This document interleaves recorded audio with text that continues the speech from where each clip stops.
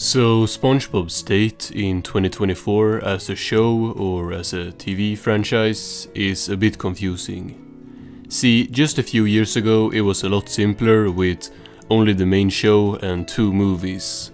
But fast forward to today, there are now multiple spin-offs and a very blurry line between them and the main show. Hey! So Camp Coral premiered in early 2021, to the delight of pretty much no one. The show was hated on from the start, which honestly didn't have as much to do with the quality of the TV show, as much as the behind the scenes and everything around the show. I'm not gonna get into the whole Steven Hillenburg didn't want spin-off thing, cause we don't know. He said a long time ago that he didn't see any spin-offs in the future. Some people say he stuck by that, and some people say he knew of Camp Coral's existence. I didn't know him personally, so I can't speak on that. What I do know is that he was a great man and a great cartoonist, and rest in peace of course. But releasing a spin-off that not only goes against what he previously said, but also what was previously set up in the show is kind of rough. What I will also say is that with how Hillenburg pushed so hard for SpongeBob to be an adult and have a job, instead of being a kid in school, with boarding school being the compromise, it kind of sucks that shortly after his death they made SpongeBob babies. But he could have changed his mind, so who knows. People were hating on Camp Coral long before it released, since the third and by far worst SpongeBob movie acted as a backdoor pilot for Camp Coral. I too met this nabob in summer camp. I remember it like it was yesterday. It was my big night, the annual Camp Coral talent show. The movie featured several flashbacks to this camp that supposedly every character from the main show had gone to when they were younger. Just right off the bat you can list off so much this contradicts with many character interactions, you know, the first ones, not making any sense if they went to camp together. I'm Sandy Cheeks from Texas. Hi Sandy, I'm SpongeBob. Pleased to meet you. So, what's your name? Sandy. So, what do y'all call yourself? I'm SpongeBob! But Camp Coral was prepared for this criticism and decided to make an in-universe explanation for these inconsistencies. In one of the early episodes called Kitchen Sponge, Sandy reveals some stuff. This is Big Cheeks receiving you from the future. How are things going in the past? So basically Sandy sent her younger self to summer camp to make sure Plankton don't succeed in stealing the Krabby Patty formula. Formula burned up before Mr. Plankton could nab it. Now it can be safely rediscovered in the future. This is an attempt to dodge the hate for contradicting such core aspects of the show, but it's not enough to make sense. I mean, basically it's an alternate universe, which would also explain why friend or foe is contradicted among other things. Like this, Mr. Krabs? Looks simple enough. Of course, SpongeBob didn't come up with the formula in the real timeline, but I'm pretty sure Camp Coral should be considered non-canon because of the alternate timeline stuff. That, however, comes crashing down when it comes to the colliding of the shows and the multiple crossovers we have gotten since then. So there's these new characters in Camp Coral called Arlene and Nobby. They are exclusive to Camp Coral and never appeared in any SpongeBob media before, including the flashbacks in Sponge on the Run, which only featured known SpongeBob characters at that point. Arlene Narwhal. And that hush puppy over yonder, well, he's my bouncing bro, Nobby. Hey-yo. But these two do not stay in Camp Coral. They have now appeared in multiple episodes of the main show, and they know SpongeBob from camp. Arlene Narwhal? I haven't seen you since we were kids! So does this mean that Camp Coral is canon, but Sandy just wasn't there originally? Damn. Then did SpongeBob actually know Mr. Krabs before Help Wanted? And did he invent the Krabby Patty recipe? What about Mrs. Puff, cause they know each other at Camp Coral, but we see this in Doing Time. Where did I go wrong? With the opening of my new boating school, I pledge that as long as a student is willing to learn, I shall never give up. Hi, I'm SpongeBob SquarePants. The inconsistencies in Camp Coral and the main show are endless, and I guess that just alternate universe and non-canon would be good enough if they would just keep the show separated. But with the title of this video, they obviously couldn't. Marlene! Nobby!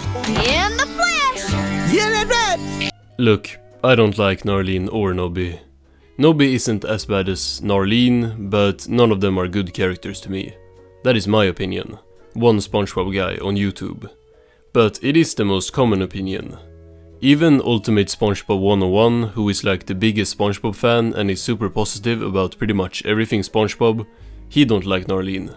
Narlene is here, Nobby is huge now, and he just eats SpongeBob's fridge. And if you guys actually watch my Camp Coral episode reviews before, you roughly would know I really don't like their characters.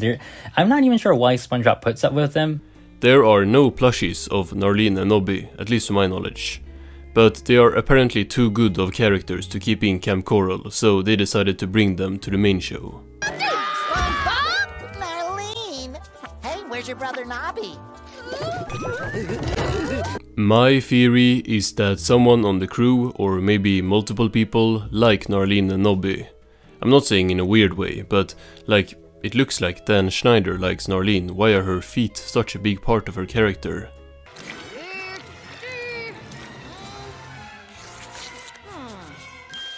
Needs a little more rosemary.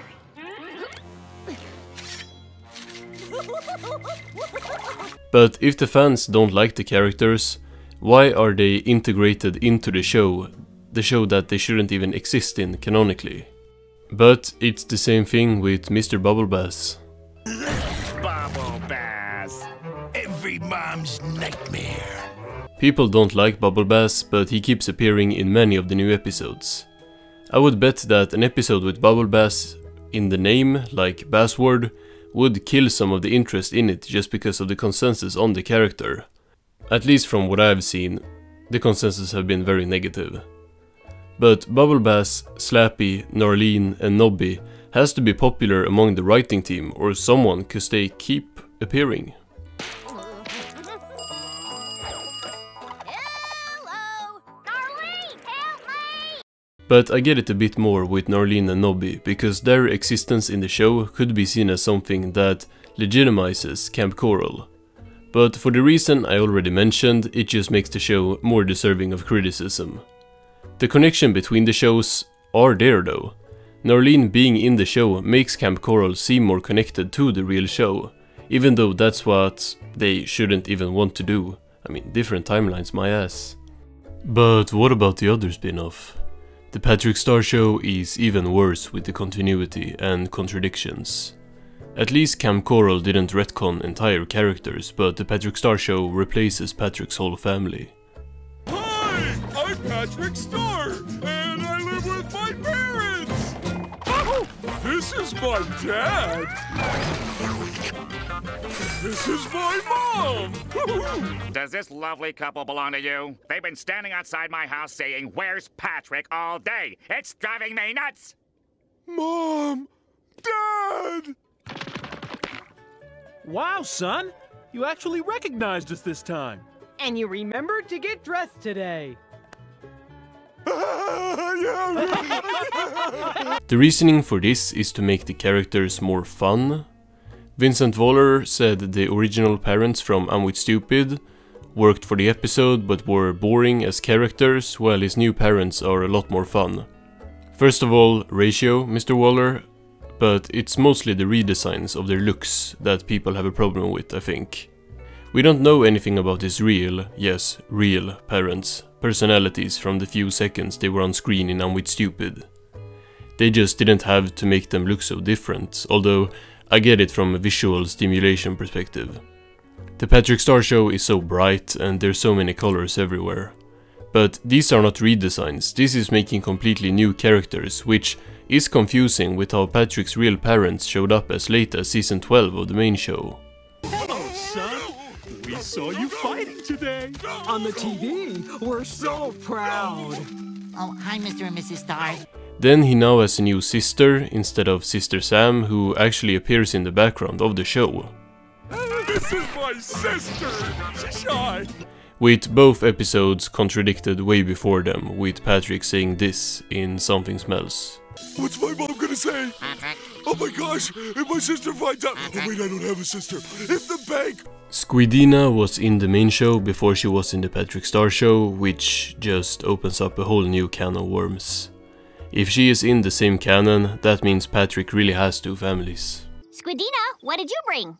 Eyeglasses, comic books, and action figures! Ugh.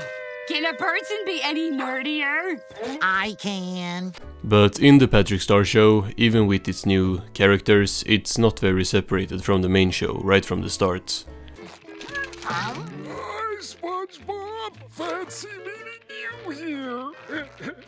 Hi, Patrick. Trying out a new look? Cause except for a couple of new ones, it's the same cast as both other shows. And their dynamics are very, very similar in all three shows. Who's Mr. Star?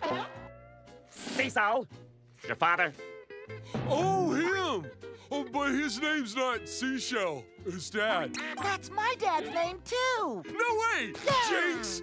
SpongeBob and Patrick act exactly the same in all three shows, begging the question of why there needs to be spin-offs when it's essentially just a minor setting change, which is nothing new to SpongeBob. Yes, the characters in the Patrick Star show are older than in Camp Coral and younger than in SpongeBob, but with interactions being so similar you don't really notice. What you do notice, however, is how the show's continuity is all over the place, which the crew has acknowledged themselves, saying they deviate from the canon intentionally for more creative freedom. And I would not be complaining if I enjoyed the show, of course. If modern SpongeBob was funny, to me, my content would be very different. Canon or not, the show is clearly canonical to modern SpongeBob, at least because they want us to know that Patrick's fake family from this show is his family in the real show as well. Put on your pants. Overrated. Family. Unnecessary. Multiple times in the two most recent seasons have we seen Patrick's family referenced in episodes, and it goes further than references. Our son to have a brother! Oh, Patrick! Alright! Last year they did a crossover event with episodes releasing for all three shows and all these episodes being connected. This is called the Tidal Zone, which is a mini-series of the show which only had 2 episodes prior, which basically is a way to end an episode by saying it's not canon, cause it happened in the Tidal Zone. Mr. SquarePants will never know he has worked a shift in the Tidal Zone. Even if it's not canon, this was marketed as SpongeBob's first crossover event, and had Patrick's grandpa from the Patrick Star show travel between timelines. Who lives in a pineapple under the sea?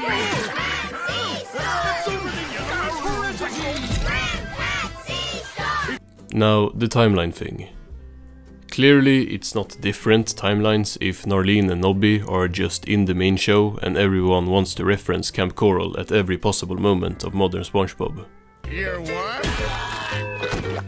See you back at camp, Mr. Plankton! And I don't think it's a coincidence that shortly after Camp Coral's cancellation recently, by the way, I schedule my videos in advance, so like, here is the proof, I guess, that I made this video before someone else eventually does. We had back-to-back episodes of the main show that featured Camp Coral characters.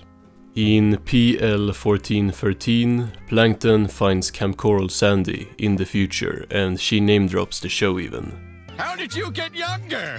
Oh, I've just been jumping through the ages since summer ended at Camp Coral. Then, legit the next day, they dropped In a Mood to Feud, which I am convinced gotta be some sort of backdoor pilot for a new series that has the Narwhals as main characters.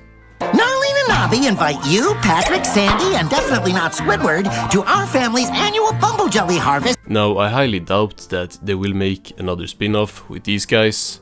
It don't cost anything to mess up continuity and throw them into episodes of any show now that theirs has ended, but it costs a lot of money to make a whole new show.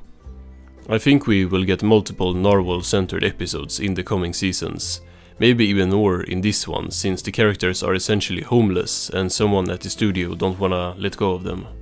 I think making every show center around the same characters with just a couple of new ones was kind of not the best decision. If Camp Coral is just Spongebob for a younger audience, then they greatly overestimated their demographic of baby fetuses, cause Spongebob, especially right now, is already like a kiddie show. I still think it could have been really cool to have a Mr. Krabs backstory spin-off. No Spongebob, no Patrick, no Squidward, no Sandy, just him and his old crew as he goes from pirate to navy or the other way or whatever. That would have been something different.